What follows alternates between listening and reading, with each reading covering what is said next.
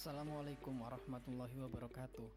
Perkenalkan, saya Abdus Syukur Eko Wisudana, peserta Latsar CPNS Kabupaten Tanah Tidung Angkatan 44 Kelompok 3, menjelaskan terkait manajemen ASN, World of Government, dan pelayanan publik.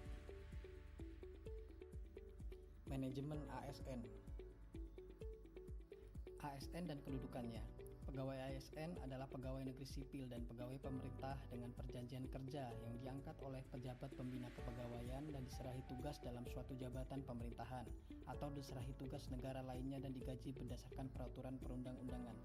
Pegawai ASN berkedudukan sebagai unsur aparatur negara yang menjalankan kebijakan yang ditetapkan oleh pimpinan instansi pemerintahan serta harus bebas dari pengaruh dan intervensi semua golongan dan partai politik. Pegawai ASN terdiri dari PNS dan PPPK. Hak dan kewajiban. Kewajiban ASN pertama, setia dan taat pada Pancasila, Undang-Undang 45, NKRI dan pemerintah yang sah. Kedua, menjaga persatuan dan kesatuan bangsa. Ketiga, melaksanakan kebijakan yang dirumuskan pejabat pemerintah yang berwenang. Keempat, menaati ketentuan peraturan perundang-undangan.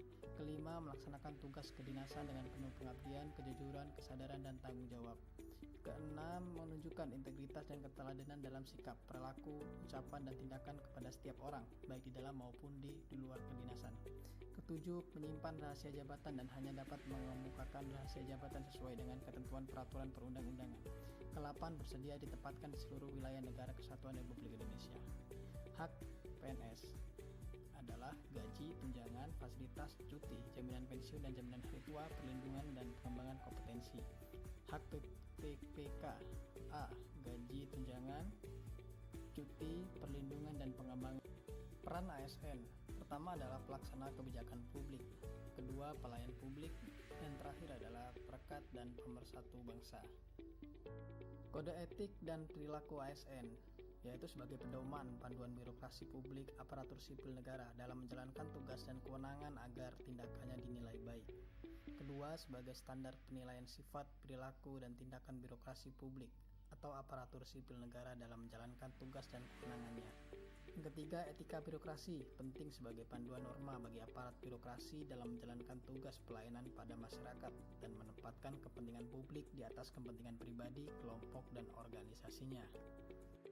Konsep sistem merit bagi organisasi mendukung keberadaan prinsip akuntabilitas yang saat ini menjadi tuntutan dalam sektor publik.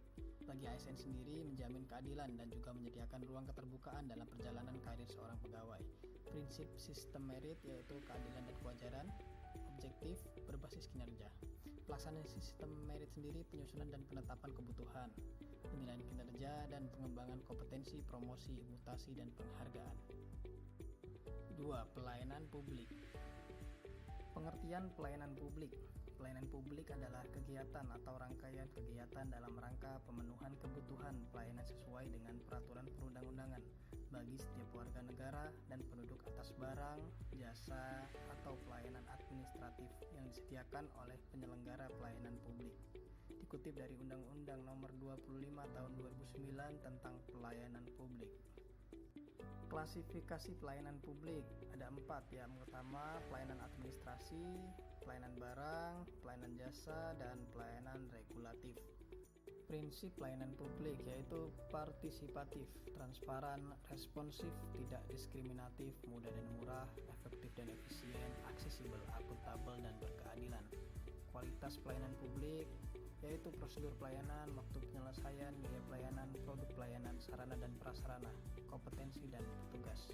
Langkah strategis peningkatan pelayanan yaitu membangun kesadaran melayani bagi aparatur, membangun kesadaran masyarakat sebagai konsumen, memberikan reward dan punishment yang seimbang, mengadakan kompetensi pelayanan untuk instansi yang memberikan pelayanan sejenis.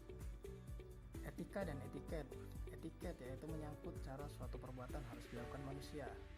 Kedua, hanya berlaku pada pergaulan. Bila tidak ada saksi mata, maka etiket tidak berlaku. Ketiga, bersifat relatif, artinya yang dianggap tidak sopan dalam suatu kebudayaan bisa saja dianggap sopan dalam kebudayaan lain. Yang keempat, hanya memandang manusia dari segi lahiriah saja. Etika yaitu pertama, tidak terbatas pada cara dilakukannya suatu perbuatan. Yang kedua, selaku berlaku meskipun tidak ada saksi mata.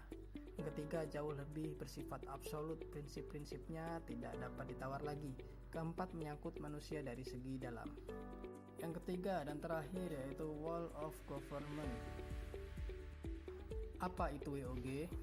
Yaitu sebuah pendekatan fungsi dalam ruang lingkup koordinasi yang lebih luas guna mencapai tujuan bersama dalam pembangunan kebijakan, manajemen program, dan pelayanan publik.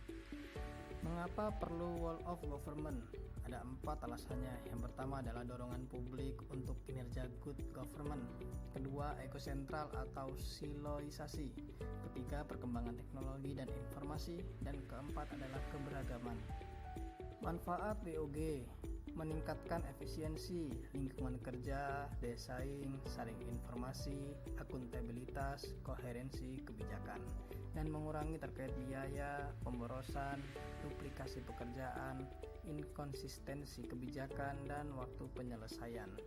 Tantangan praktek WOG ada 3, yaitu kapasitas SDM dan institusi, nilai budaya dan organisasi, dan kepemimpinan.